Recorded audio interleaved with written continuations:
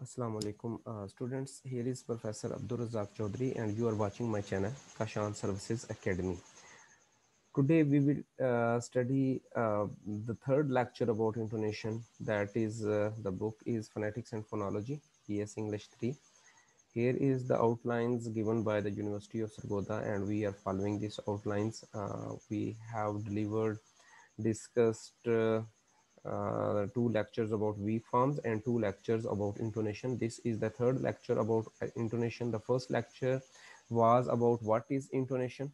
The second was about the functions of intonation, and we have discussed the the nine functions of intonation. And this is the third lecture that is about the kinds of tones, intonation pattern. There are five types of intonations or five kinds of tones. One is fall, second is rise, third is fall rise, then rise fall, and fifth and the last one, that is level. So what is falling intonation, किस purpose के लिए ये use होती है, कब use होती है?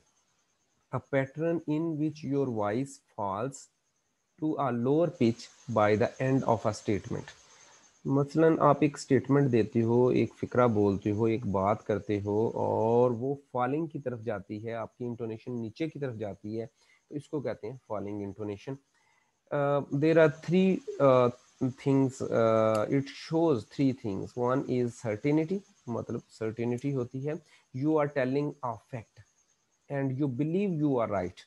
कोई ऐसी चीज आप बताएं जिसमें आप श्योर हो जिसके मतलब, तो आप टून यूज करते हो falling intonation. Then a finality means you have completed your task or you have completed your talk. The third is completion. You are done speaking, your listener can now respond. So finality and completion both are almost same. That is done in falling intonation. Falling intonation is used for ये तीन चीजें आपने याद रखनी है. One is declarative sentences, जो आप statement होती हैं, WH क्वेश्चंस और कमांड्स. तीन किस्म के जो सेंटेंसेस होते हैं उनमें आप फॉलिंग इंटोनेशन इस्तेमाल करते हो. Ali has completed his BS in English. अब that is a statement, declarative statement, तो इसमें आपकी टोन जो है वो फॉलिंग होगी. She has eaten meal, declarative statement again. We have three WH questions. When will the package arrive? Where is the house? Who is here? So all these three are falling tones. Then three imperative sentences: please sit down, wash it, ring the bell. These are three imperative in which your tone is falling tone. And then rising, the opposite of falling, that is rising, conveys an impression that something more is to follow. देखिए, आप एक बात करते हो और and पर आपकी जो टोन है वो राइजिंग होती है, इसका मतलब है कि बात अभी मुकम्मल नहीं हुई, something else is to talk about. Rising intonation means the pitch of the voice rises over time. I found them, इसमें देखिए देम जो है उसको बोल्ड किया गया है. इट मीन्स कि यहाँ पर अगर अभी आपकी बात मुकम्मल नहीं हुई, योर टून जो है वो राइज कर जाती है. Them, I found them but they did not at home, but they were not at home. You must write it again and this time get right. I have to leave now because I am getting late. तो ये now again them यहाँ पर आपकी rising tone intonation होती है और उसके बाद बात मुकम्मल होती है. Rising intonation is used for yes oblique no questions और open choice alternative questions. जो फॉलिंग टोन थी वो किस लिए इस्तेमाल होती है? तीन पर्पसेस थे उसके: डेक्लरेटिव, WH और इंपैरेटिव.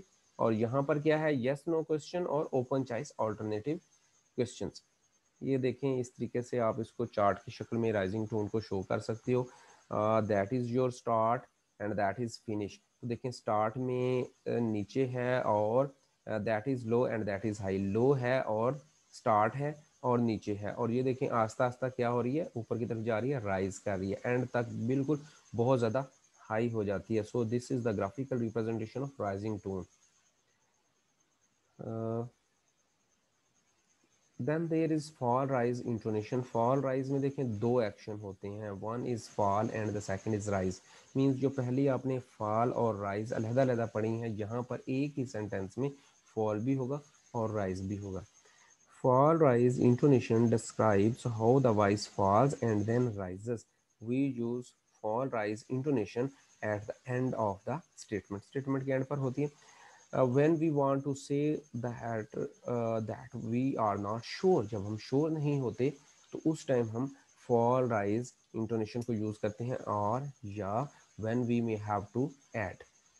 तो देखें ये आपके पास एग्जांपल है, आई डू नॉट, यहाँ पर आपकी ये है फॉल है. आई do not support any football team at the movement. अब मूवमेंट में देखें फॉल है और फिर राइज है, but I may change my mind in future. ये आप डू नॉट को काट दें, इसको सही रखें, सीधा इसको मतलब मुकम्मल रखें, ये एरो को निकाल दें, बाकी ये वाला यहाँ पर आपकी फॉल और राइज होगी. एक दफ़ा तीर नीचे जाएगा, एक दफ़ा ऊपर जाएगा. लेकिन इसमें कन्फ्यूजन है आपको, I do not support any football team at the moment. Next है, it rained every day in the first week but things improved after that. तो ये फर्स्ट में देखें और वीक में देखें फॉल और राइज. इसी तरीके से दीज आर अदर एग्जांपल्स जिसमें ये क्वेश्चन है और ये फॉल राइज इंटोनेशन है. Then the opposite of fall rise, first fall, then rise, then fall rise, and now rise fall. The pitch rises at the stressed syllable and then falls to low pitch. What is your name? What's the departure time? Who is Howard Pork Rourke? When is dinner? When's dinner? तो यहाँ पर आप देखें आपकी है rise fall intonation. First there is rise and then there is fall. ये देखें graphical representation है इसकी कि ये फर्स्ट राइज है देन फॉल है. यहाँ पर फर्स्ट लेवल है, देन राइज है और देन फॉल है. Do you want me to call Tim और Jack? Do you want me to call Tim और जैक? यहाँ पर भी सेम उसकी ग्राफिकल रिप्रेजेंटेशन है. देखें पहले जो है वो नॉर्मल है, लेवल है, then high and then low. Same ये है, ये लेवल है, ये हाई है एंड देन लो. तो जो चार चीज़ें जो हैं, चार जो आपने टोन्स की टाइप्स जो हैं वो डिस्कस की हैं, उनमें पहली rise, second fall, then rise fall and then fall rise. इस तरीके से आपने चारों को अल्टरनेटिव वे में याद कर लेना.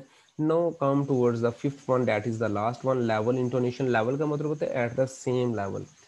The pitch is the same at the pitch is in the same level along the whole sentence. It indicates one of the following. ये क्या purpose इसका हो सकता है? The speaker does not really have much to say. The speaker does not want to communicate. या तो वो communicate ही नहीं करना चाहता या उसके पास ज़्यादा कुछ नहीं है बात करने के लिए. So that is about level intonation. ये 5 किस्में आपकी मुकम्मल होगी.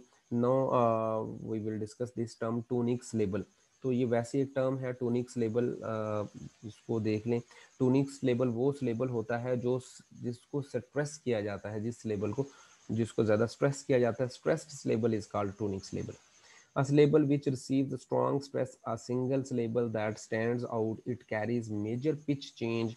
The most common position for the placement of the tonic syllable is the last lexical word. आखिरी lexical word अमूमन जो है वो tonic syllable रिसीव करता है. जैसे पहले में देखें एग्जाम्पल में, we know a man in our area, तो लास्ट वन जो है इसके ऊपर स्टार लगा हुआ है तो ये टोनिक स्लेबल है.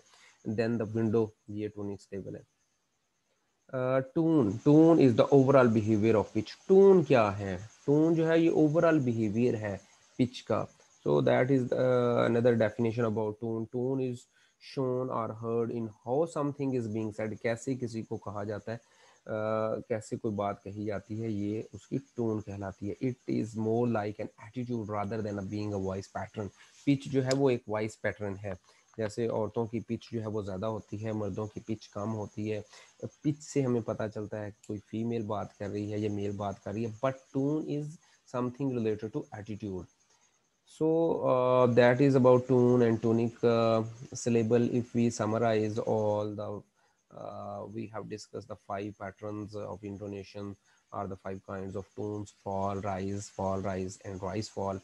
जहाँ पर देखें इनको आपने alternate करना है. ये fall है तो इसका इंटोनिम जो है वो है rise. देन पहला और दूसरा मिल गया मतलब fall rise. और दूसरे में क्या हुआ कि राइज पहले आ गया, फाल बाद में चला गया। तो ये तरतीब आपने एक दफ़ा इस किस्म की इस तरीके से किसी तरीके से इसको याद कर लेनी है और देन इसको आपने डिस्क्राइब करना है by giving different example. So that was all about the kinds of tones.